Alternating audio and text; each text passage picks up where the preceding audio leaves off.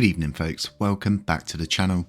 I know I don't really do content on the weekends, but with the situation surrounding TERRAPORT, updates on this are pretty crucial, as I know a lot of people seemingly bought into this DEX and did support it, so a lot of people are affected. We have got an update, but just before we get into that, I do want to start with some better news, which is simply we're just in an uptrend.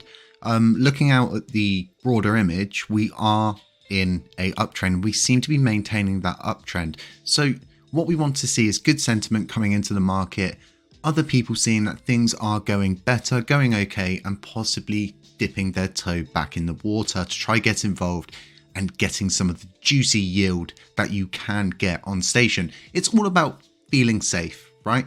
No one wants to worry, no one wants to panic, and everybody wants to feel like their investment is gaining, not losing. Well, this is a sure sign that we've been increasing since around 9th of March. This is really good. We broke the downtrend, and it was a pretty severe downtrend, as you can see. Now in this uptrend, slightly sideways, but moving upwards nonetheless. Now, let's move over to Twitter. I'm sorry if my voice sounds a little bit funny, folks. I've been doing a lot of talking and stuff outside of this, and I seem to have strained my throat from simply just talking, as if I don't talk on here all the time and don't strain my voice. Anyway, random tangent, let's move forward.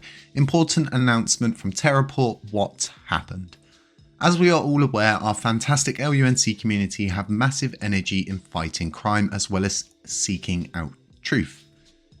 This is a great strength. However, the unadulterated energy can lead to conspiracy theories as well.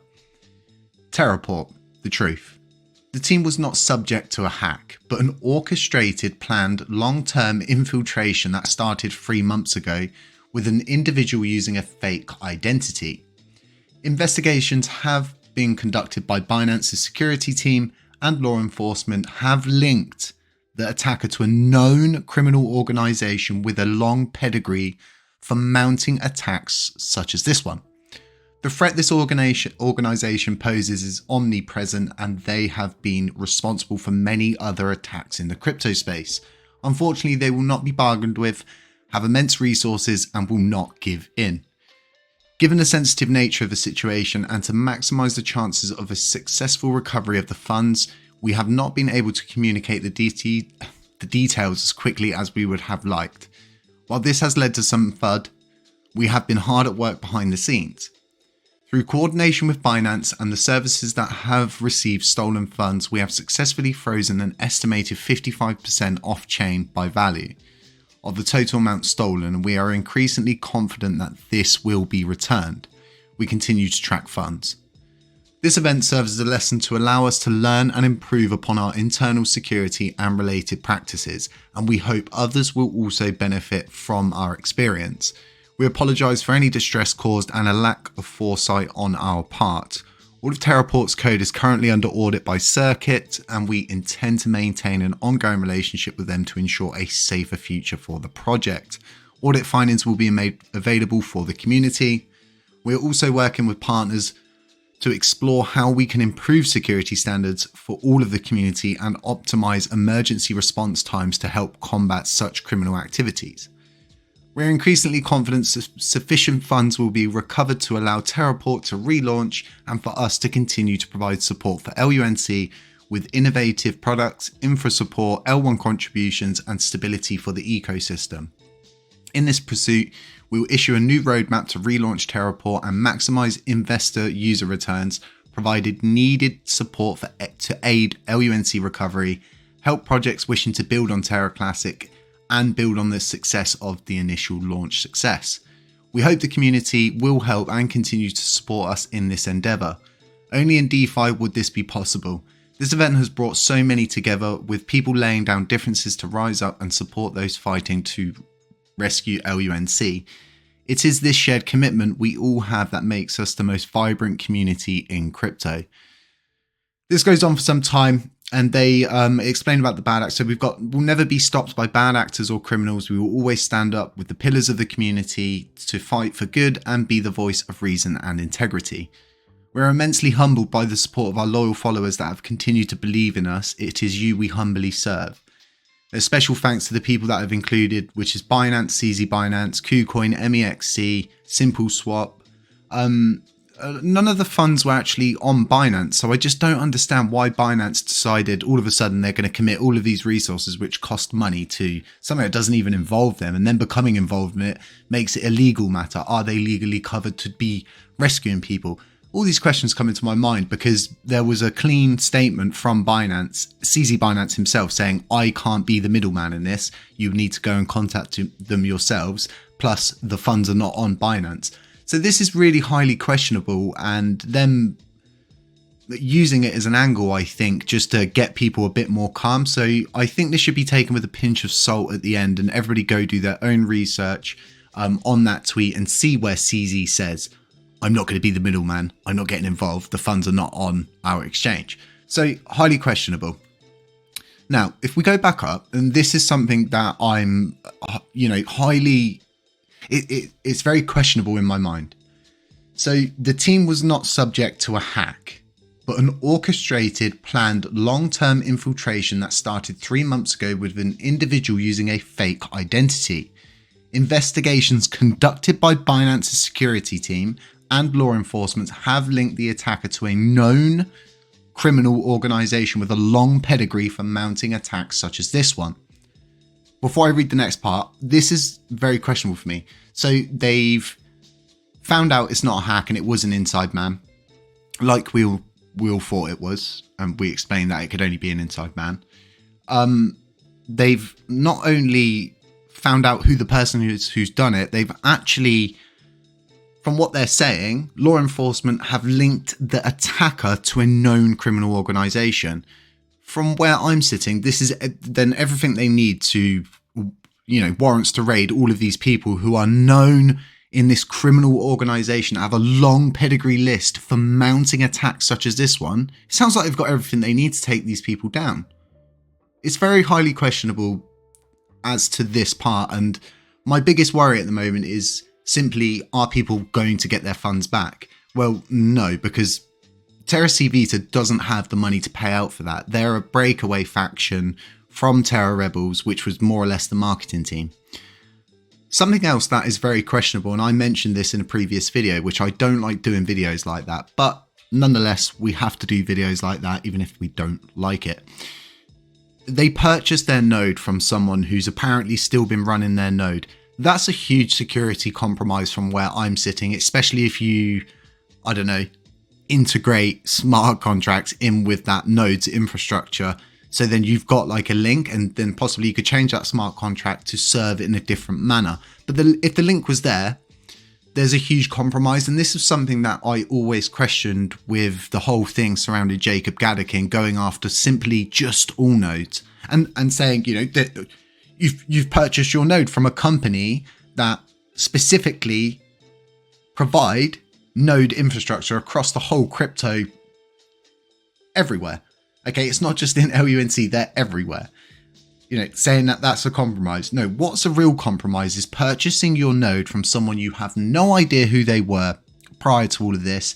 It was a node that was offline. It hadn't been doing too well, clearly, because it was offline. I know this because I contacted this person myself, never got a reply. 3 weeks later, Terra Vita suddenly popped up and this node had changed. So I think this all comes into question. So whoever this person is who used a fake identity and was able to orchestrate this hack, if they're such a known criminal organization, why are these people not in handcuffs? If they've got a list, and this is what police are like, all they need is evidence from what they're saying, which they have stated that they have from law enforcement. Where's the police sheets? Where's the crime reference number? Where's all of the different bits that you would get in a situation like this? And I think any of you folks that are involved in TerraPort, Terra Vita, Terra Casino, because they built that too, I would be very worried. And then my even biggest worry right now is the whole blockchain's infrastructure back ends off of these guys. Okay, so when we had a crash, when TerraPort first launched, there was a 6-hour outage. So something happened during that outage, as to which there was a few transactions made that failed, and they all come from the same wallet that led, what seems like it led the majority of the transactions to get funds out. And it's just everything, nothing, for me, nothing adds up, especially with them saying, you know, it's a hack, now backtracking and say, well, it was an inside man. And it's all highly questionable at this point. I think we need crime reference numbers. I think we need statements. I think we need an official statement from Binance and not just going off of what Terra is saying, because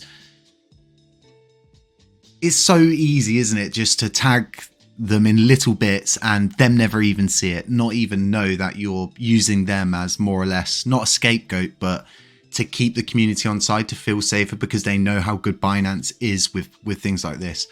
Hopefully I'm wrong about all of this. That's what I'm hoping. I hope the funds get brought back, but from where I'm sitting, if it's a renowned criminal organization with a long pedigree for mounting these attacks, those funds are not coming back. If they've been doing this for a long time, then they know how to get funds out. If they're known to the police, you know, this, are you seeing, you know, this is why I got a video out, but you know, all of you need to know this, especially if you're involved in it, but do sit there and ask yourself the question about all of these things and them saying about integrity and providing support and stuff like that. Well, that was never the case beforehand. Why is it the case now all of a sudden? It wasn't too long ago. They were on the full frontal attack at all different people about all different manners of things, with all of the little different people that they built up, drawn in, and for whatever reason, you know, there's rumors that certain people sold coins off not long before this happened, which you can see that actually happened. You can see the transactions that did happen. So I think everybody needs to do their own research, think for yourself in this one, and just try better understand the situation as we can. And if you are, you know, part of the Terra community, it's your right to get a crime reference number. It's your right to get them to make Binance make a statement which backs all of this up, police statement to back all of this up. Because, like I was saying, this is everything the police in the United Kingdom would need for a warrant. And I can tell you something now, the police in the United Kingdom, they have quotas to fill, and this just doesn't seem like something where they would just be like, yeah, you know, it's a known gang, but we're not going to do anything. We know where they are. They've done stuff like this before, you know, but we're not going to do anything. What? Hang on. What do you mean? Folks, let me know what you think in the comments section. I hope the beginning of the video gets you into a more positive manner and that this doesn't actually affect the price of LUNC one bit. It's all happened now. The damage has been done. We just move forward. Hopefully they bounce back from this. I think it's going to be very hard for them to garner trust again, because when you've had that sort of hack happen on that hack, I've got to stop calling it a hack, an orchestrated attack like that, it's highly questionable about this whole situation of who's drilling holes in the boat, who's rowing the boat, who's bucketing water out, who's putting the sails up, and all of those different things. It comes into question. The one thing I think we need to think about right now as a community, and I'm going to put this forward to the L1 team, what's happening with endpoints? Why are we as a blockchain not running our own endpoints? Why are we relying on Terra for that infrastructure? This is the same way that we relied on Rebel Station. That's why we didn't want to do it, because we would have to pay for it. At some point, they're not charging now. At some point, they will end up charging. And during the bull run, once it starts running up, we're going to get to some good market cap levels. It will probably all change very quick. And all of a sudden, now we're paying this running cost consistently instead of just building our own infrastructure to begin with, forking out that money and doing it there and then. Because it's a situation, is it, where we'll just pay a lot more just renting the infrastructure from them. Plus, it's a lot safer, it's better for decentralization, and it removes the centralization of power of these people. The issue is, right, when they launch something like they did last time, it crashed the whole network. It crashed nodes across the board.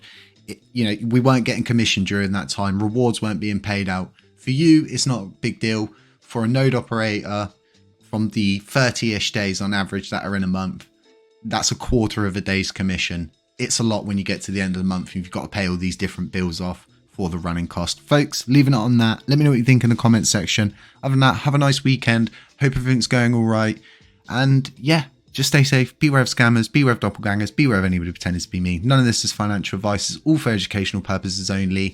It's just ramblings of a mere madman and his cat. Catch you in the next one.